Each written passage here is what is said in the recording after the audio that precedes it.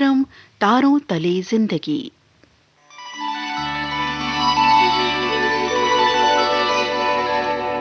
तारों तले जिंदगी इस सीरीज में हम आपके लिए लेकर आए हैं हिंदी साहित्य जगत की कुछ चर्चित कहानियों और उपन्यासों पर केंद्रित नाट्य वाचन।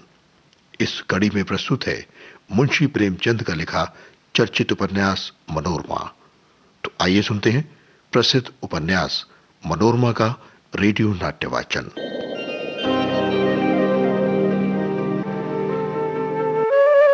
मुंशी बज्रधर ने अहिल्या को अपनी कुलवधू बनाने से मना कर दिया।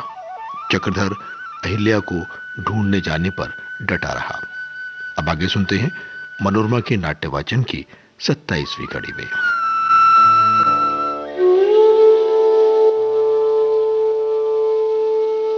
ये कहते हुए चक्रधर बाहर निकल आए और कपड़े साथ लेकर स्टेशन की ओर चल दिए।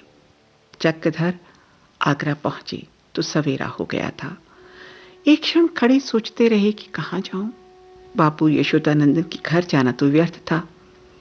अंत को उन्होंने ख्वाजा महमूद के घर जाने का निश्चय किया। ख्वाजा साहब के द्वार पर पहुंचे ही थे तो देखा कि हजारों आदमी एक लाश को घेरे हुए खड़े थे और उसे कब्रिस्तान लिए जाने की तैयारी चल रही थी। चक्रधर तुरंत तेजी के साथ तांगे से उतरे और तुरंत लाश के पास जाकर खड़े हो गए। कहीं ख्वाजा साहब की ही देह तो नहीं। वो किसी से पूछने ही जाने वाले थे कि सहसा ख्वाजा साहब ने आकर उनका हाथ पकड़ लिया और आंखों में आंसू भरकर बोले, खूब आए बेटा, तुम्हें आंखें ढूंढ रही थी। जानते हो ये किसकी लाश है? ये मेरा इकलौता बेटा है जिस पर जिंदगी की सारी उम्मीदें कायम थी, लेकिन खुदा जानता है उसकी मौत पर मेरी आंखों से एक बूंद आंसू भी नहीं निकला।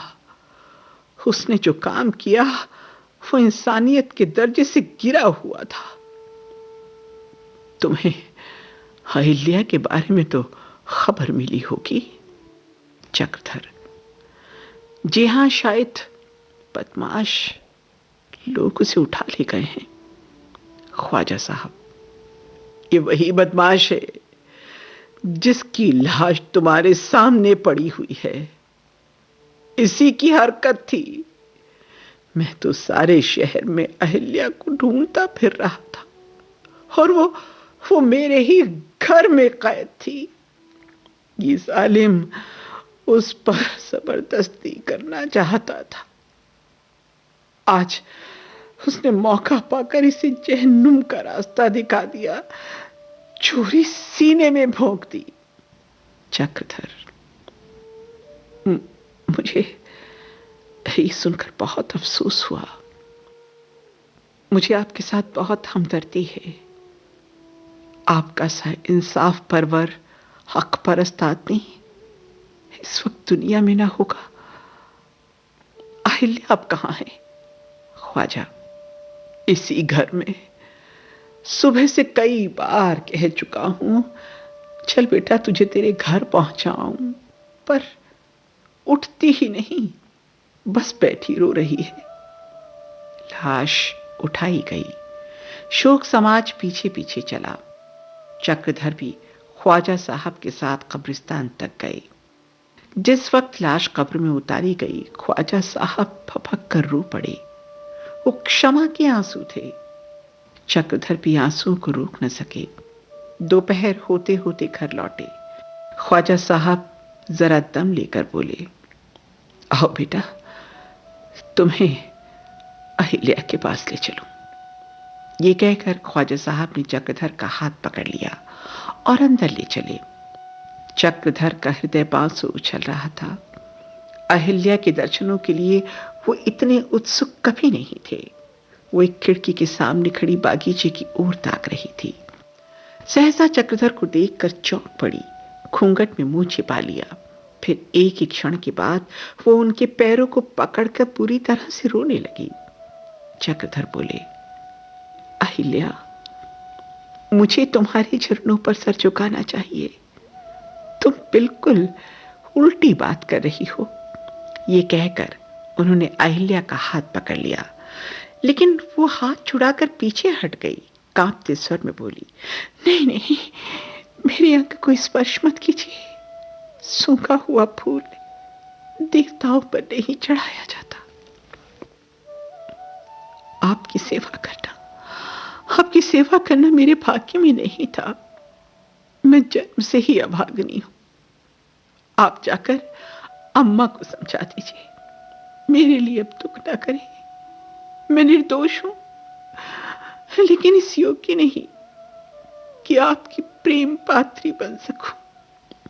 चक्रधर से रहा नहीं गया। उन्होंने फिर अहिल्या का हाथ पकड़ लिया और बोले, अहिल्या, जिस देह में पवित्र और निष्कलंक आत्मा रहती है, वो देह भी पवित्र और निष्कलंक रहती है।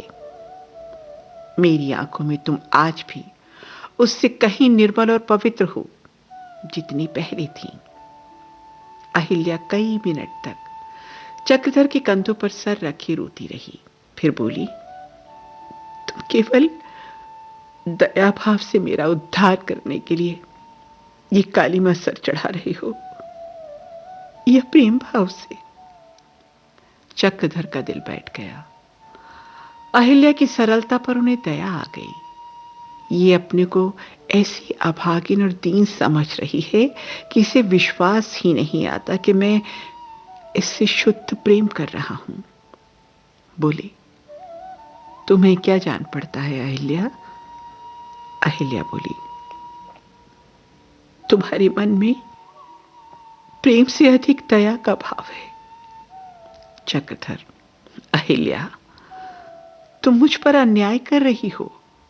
अहिल्या बोली, जिस वस्तु को लेने की सामर्थ्य मुझ में नहीं है, उस पर हाथ न बढ़ाऊंगी। मेरे लिए वही बहुत है जो आप दे रहे हैं। मैं इसे ही अपना भाग्य समझती हूं।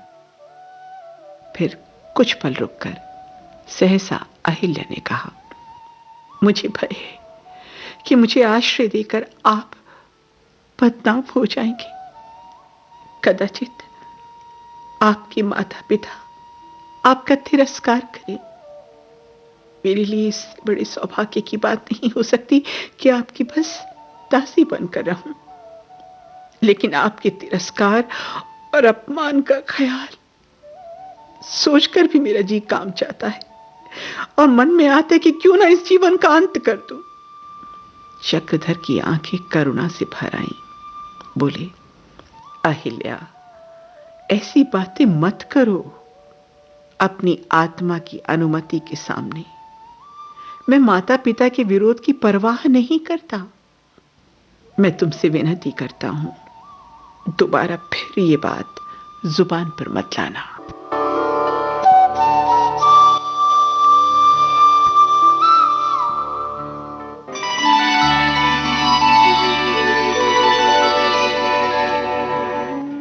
तारों तले जिंदगी क्रम में अभी आप सुन रहे थे मुंशी प्रेमचंद के लिखे उपन्यास मनोरमा का रेडियो नाट्य वाचन।